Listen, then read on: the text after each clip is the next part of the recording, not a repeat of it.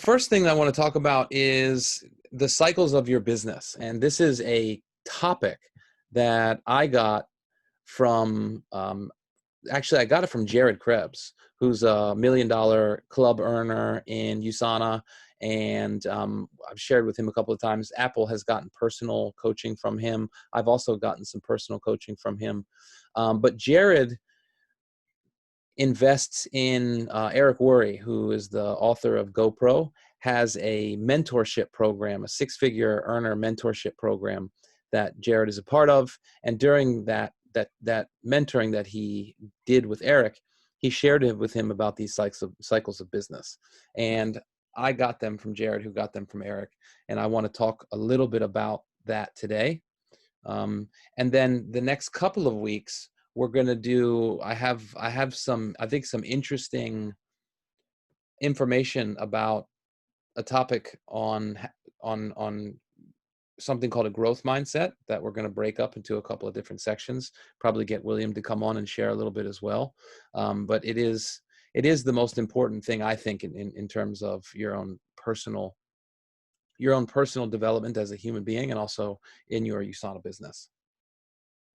So we'll start off with the cycles. So the first thing to really recognize is that life is really full of different seasons and different cycles, right? So we have winter, we have spring, we have fall, we have summer, right? So there's these different cycles. And then when in our own life, we have, adolescents, teenagers, middle age, old age, we have different cycles. Our calendar has different cycles. We have days, months, years. Every culture has their own calendar, their own cyclical thing.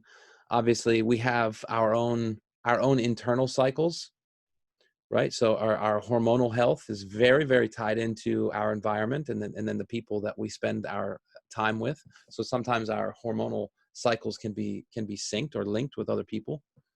And then the earth has its own cycles. We have seasons. Water has its own cycles. Economies have their own cycles. Relationships have their own cycles, right? And so the important thing to know about these cycles is that you can't avoid them, right? There's natural cycles in your business, which we're going to talk about. And so you can't avoid the cycles, right? There's ebbs and flows in everything. It's just part of life. It's part of being human. It's part of our everyday experience in the world. But what you can do is you can avoid some of the pitfalls that come with awareness of what they are, right? So ebbs and flows, sometimes we have abundance that's flowing in our life, and we've really caught momentum, and things are really going well with our health, our financial situation, our relationships. And then ultimately what happens is things happen, and there are ebbs that happen where maybe a pandemic happens, right? We have a financial crisis. Our marriage has, a rough patch. We go through difficult times with our children.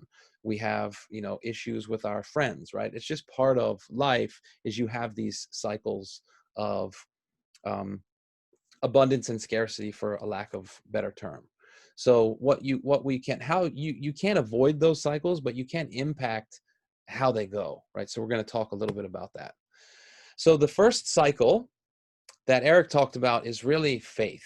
So when it comes into your business, when you first start, obviously you don't know if you're going to be successful or not, but you're excited, and you do have faith that it's going to grow, right? So that's when, what do they say? It's like naivete on fire, right? So when you first come in, you have that excitement, you have that passion, and you have that belief of, not knowing if it's going to work out, but that it can. And you have belief that you can grow a big team, that you can help a lot of people, that you can make a lot of money. Hopefully, if you have a job that you don't like, you can transition out of that. If you have, a lot of credit card debt or things like that going on in your life, you can get rid of those things, right? There's a lot of faith that really anything is possible, right? And you have a belief in yourself, at least to some extent, right? You believe, I can do this. Otherwise, you wouldn't have started in the first place. So you have a sort of naive belief that you can do this, right? So that's really step one, or stage one. And then stage two is the courage stage. So once you've already started, that's when, we talked about the entrepreneurial roller coaster, right? There's lots of ups and downs. People join, you're excited. People quit, you're sad. You get people that, that you get customers that come on board, they have great experiences. That's very exciting. You have, maybe someone in your family refuses to take the supplements. That's deflating. So you have this like constant state of up and down that you have to deal with when you're in the business. And then you also are going to face a lot of rejection, right? Let's just be real. Anytime you're in sales, or you're in business, or anytime you're trying to do something that is worthwhile, it's always going to be difficult, or it's always going to be uphill, as John Maxwell says. And so you're going to face a lot of what feel like rejections in the beginning. And it really takes courage to get through those ups and downs, to get through those rejections. It takes a lot when people quit. I think I have shared in the past, but one of the most difficult times in my personal business was I was building in New Zealand. Things were going great. I came back to America for my wedding with Simmer, and I started building in the US, and things went great really quickly. I got my brother on board. We built a team of like 10, 15 new associates. We all went to convention, had a blast. We're like partying. It was like amazing. And my brother really wanted to be like the main leader on the East Coast for our STI organization. And I was going to go to Indonesia and start building in Indonesia. And at that time when I went, I really hadn't trained him well. I can look back and see that, but he ended up quitting. And so all of the people that were in that team that we had built also ended up quitting. And so I lost like a whole line in the US. And so that was really difficult for me because A, he was my brother. B, there was like so much excitement. And C, there was like all these people that were underneath of him. And so I had an amazing spiritual lesson in that sense, because it hurt. And that would have been enough maybe at a different time in my life to have me quit, or, walk away, or, think because people quit, I'm not good enough, something like that. Right.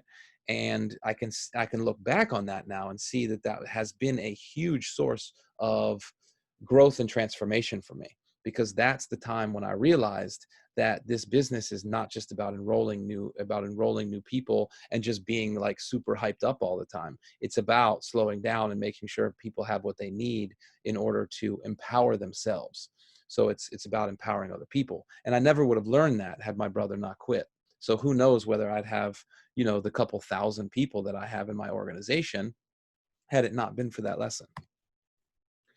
So you also have in this period the growing pains that come from learning new things. Inta and I have really gone back and forth a number of times, and learning how to use the customer connect, use the hub, find out how to find out where to map out your business, figure out where this and that is on the hub, how to use the technology. When you have things that don't go well, how to use customer service. And a lot of those, just like when you learn anything else, there's a lot of growing pains during that time when you're learning new things. And it really takes a lot of courage to be able to get through that and to keep persevering and to keep going. So you go through these cycles of, I can do it. And then it's like, oh my God, this is too hard. I can't do this. And then, someone joins and you get excited again. I can do this. And then, oh my God, I'm not good enough. I can't do this. You're constantly going through those cycles of ups and downs, belief, unbelief in yourself. And that's part of the courage stage. So just one moment.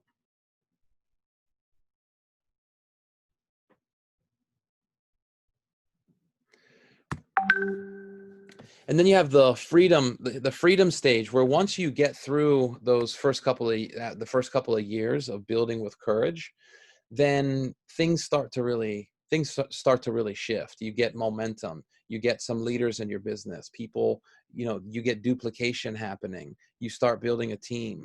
You get a strong group of clients, right? You're building up those clients. You build a team, and you develop, either a part or a full-time income, depending on how much time and energy that you're putting into USANA.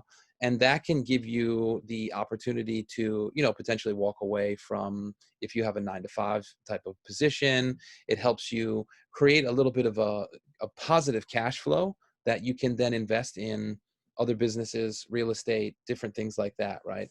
And so it gives you a lot of freedom to be able to do those types of things. And once you get to that place, you're sort of in a new cycle where you can actually change your lifestyle. And that's ultimately the place where people, once you hit this stage, the chances of you continuing on are much higher, because the business is now providing you with a type of freedom that is very difficult to get from lots of other business opportunities, because there's such a low overhead cost in USANA that once you really start generating the passive residual income, there's virtually no overhead. And so it goes to creating a pretty amazing lifestyle. Which brings you to the fourth cycle, which is abundance, a stage of abundance, where you have, a lot of money that you can put aside, that you can invest in other projects. You have, you can have, multiple businesses going at the same time that are all cash flowed through your network marketing business. It gives you the opportunity to travel a lot if you want to do that. I've sort of come to the point now where traveling was one of my biggest goals and one of the biggest things that I love doing. And now over the last, 4 years or so, I've traveled so much that I'm enjoying having the freedom to be back home with my family in America, and spending more time here. But you have that freedom to choose and have a lifestyle of, of both having a financial and also time freedom, right? So you have that dynamic of the financial freedom being able to give you your time back. And time is really the most valuable resource that you have. So in order to get to this stage, it took faith and courage and freedom to really create this sort of abundance type of lifestyle.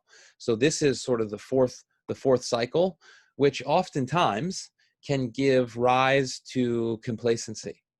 And this is something that I feel like all of us, myself included, fall into at some point. And a lot of times it can come from, if you have a lot of success in something, you can become complacent. I feel like I'm sort of coming out of this stage at the moment. And so your comfort can create what we call a success coma. Our VP of sales, he calls it getting drunk on the champagne of your own success, right? You want to be able to pop bottles and have an amazing lifestyle. Just don't get drunk on that, right? Because then you get lazy. So here you go into what we call management mode. And this is something I've been really guilty of in the past, which is you get away from doing the things that got you to the success in the first place, and you start managing your team instead of growing your own business personally.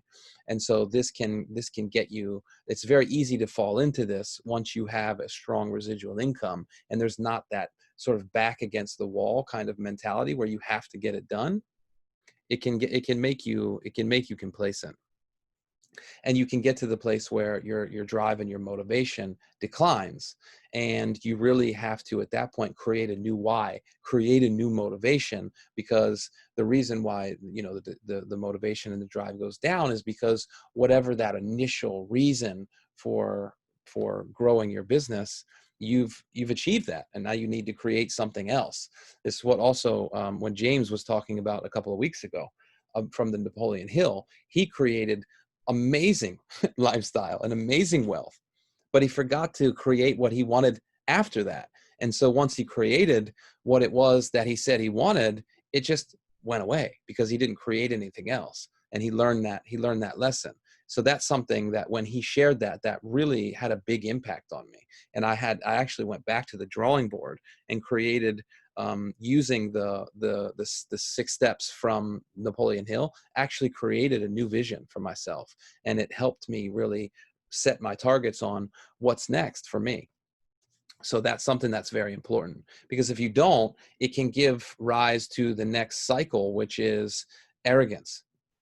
And arrogance in the sense that, you got this, the business is growing on its own, you start taking your money and your lifestyle for granted. It creates this sort of weird lack of humility in your business, where you feel like you don't need people, or maybe you're up here, they're down there. It can create this sort of weird dynamic like that.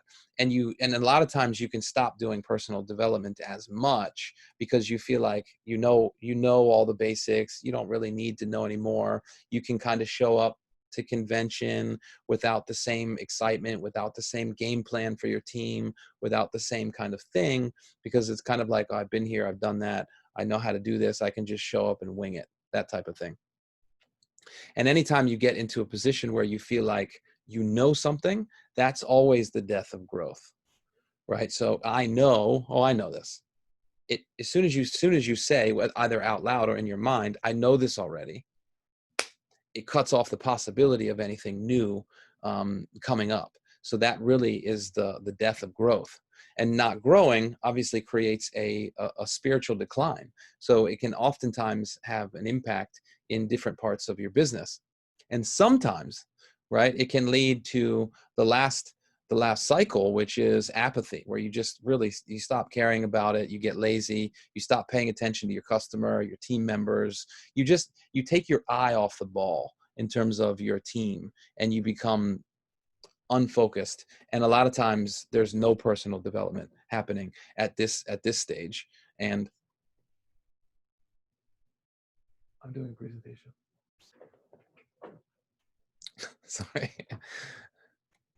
And it becomes all about you, right? So you become self-absorbed. You forget about the reason why you started in the first place, the people that you're serving, your leadership, all of that.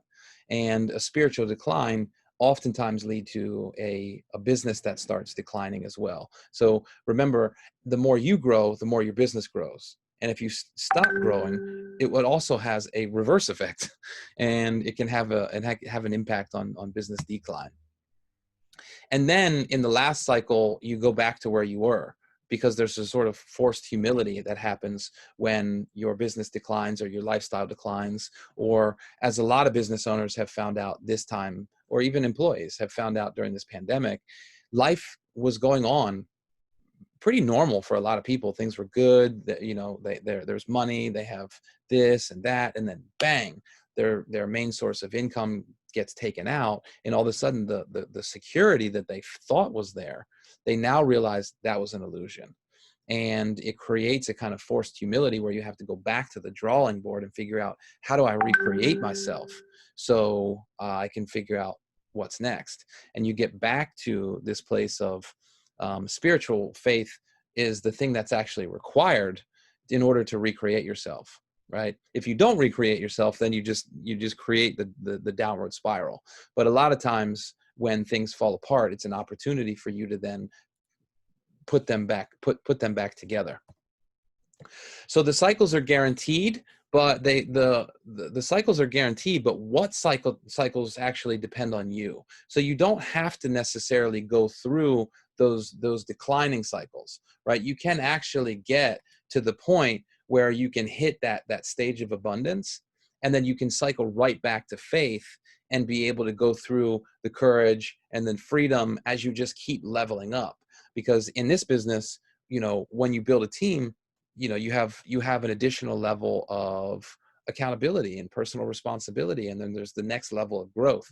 So as long as you can hit that abundance threshold and then cycle back to faith and just keep that the positive momentum going, and you can avoid those later pitfalls and those later cycles if you have the awareness.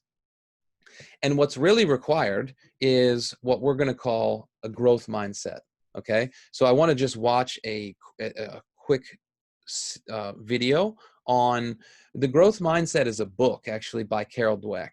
And in my personal belief, I think it's the most important book that has been written in the last like 50 years. And I've read a lot of things in the personal development industry. There's a lot of amazing people out there. This is the newest breakthrough in the area that we call psychology, personal psychology. And this book changed the entire landscape of psychology as we know it, because all of the psychology before her book Mindset believed basically that our personalities and who we were fixed things. So we had certain characteristics, we had certain personalities, we had certain talents, and then we had to create inside of those fixed characteristics. Similar to IQ. We believe that because IQ is something that's static, relatively fixed, that determines how successful someone can possibly be. And what we've learned, similar to genetics, and is that actually that's not the whole story. And there's this whole other realm of what we call brain plasticity, which means your personality is not fixed. It can change based on your own personal growth. And so this idea of a growth mindset is something that she introduced in this book.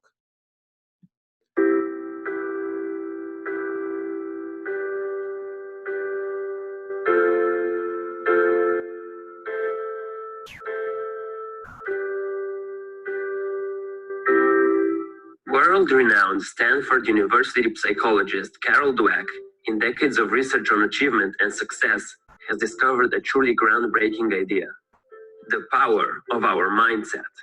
In one of her earlier researches, she wanted to study how people cope with failures. She did it by watching how kids grapple with hard problems, so she gave children in their school a series of puzzles to solve. The first ones were fairly easy, but the next ones were hard. Confronted with the hard puzzles, one 10-year-old boy yelled out, "I love a challenge." Another, sweating away on those puzzles, looked up with a pleased expression and said, "I was hoping this would be informative." Carol always thought you coped with failure, or you didn't cope with failure. She never thought that anyone loved failure. Not only weren't these kids discouraged by failure, they didn't even think they were failing. They thought they were learning. Carol, at the time, thought that human qualities were carved in stone. You were smart or you weren't, and failure meant you weren't. If you could arrange successes and avoid failures, you could stay smart. Struggles, mistakes, and perseverance were just not part of the whole being smart picture. Those children, on the other hand, thought that human qualities such as intellectual skills could be cultivated through effort. And that's what they were doing, developing their intellectual skills, or simply put, getting smarter. So what does this mean for you? It shows us how a mindset can have a profound effect on your life, and that there are two mindsets: fixed mindset and a growth mindset.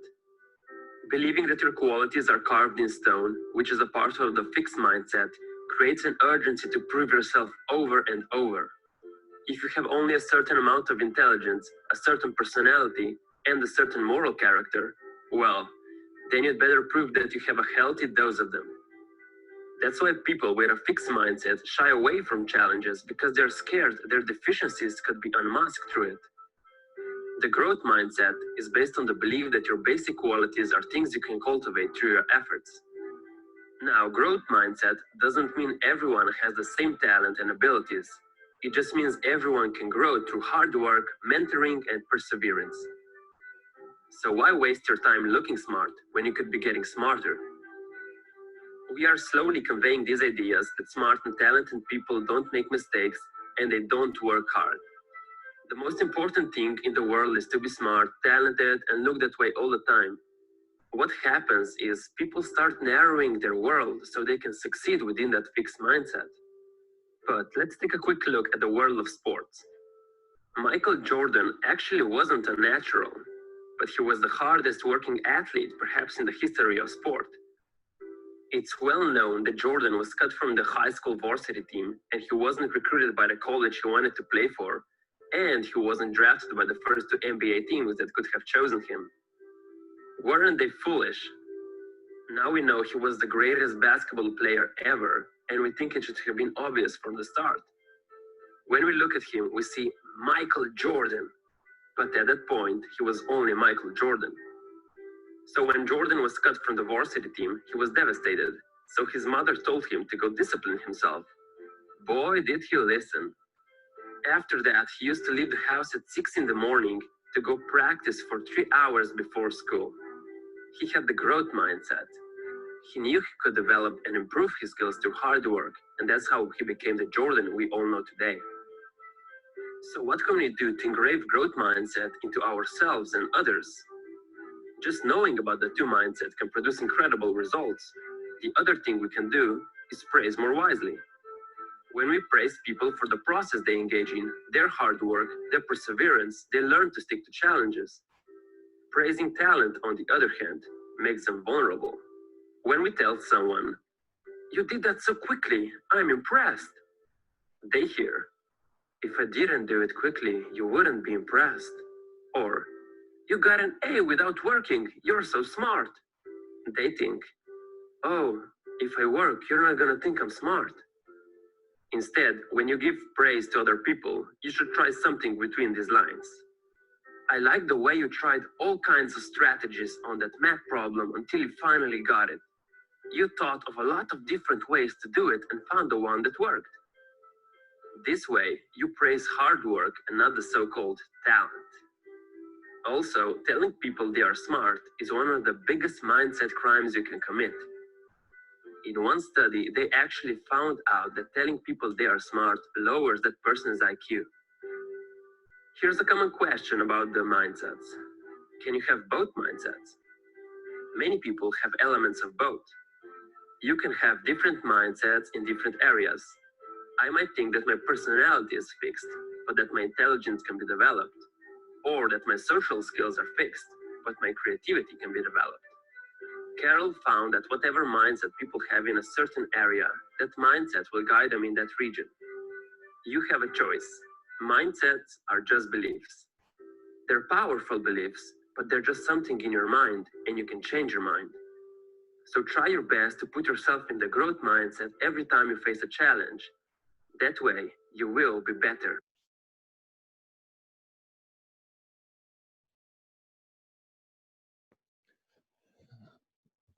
So I thought that was really amazing. So this idea of the growth mindset is, we're not going to go into depth today because that's it for today's training.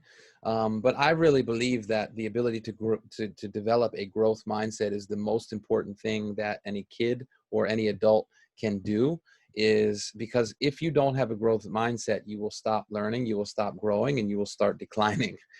And so it really, as they said, just go through a couple of summary.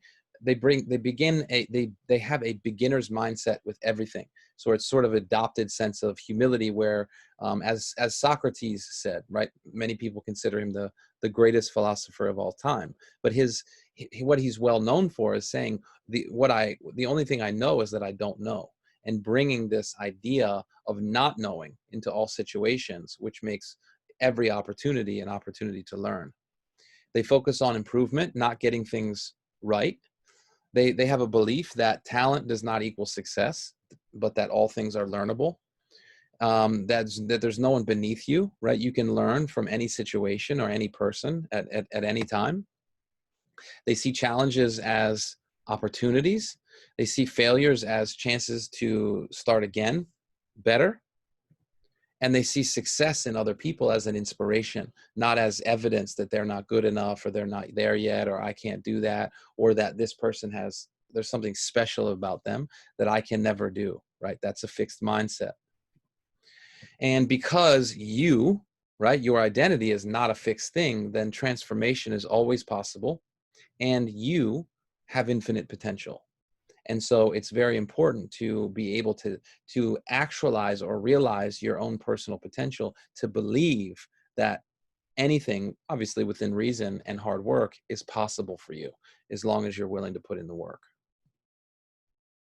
And that, if you're able to do that, it keeps you in this perpetual state of faith and courage and freedom and abundance and faith. So it keeps you in that positive spiral, that upward positive loop of continual growth and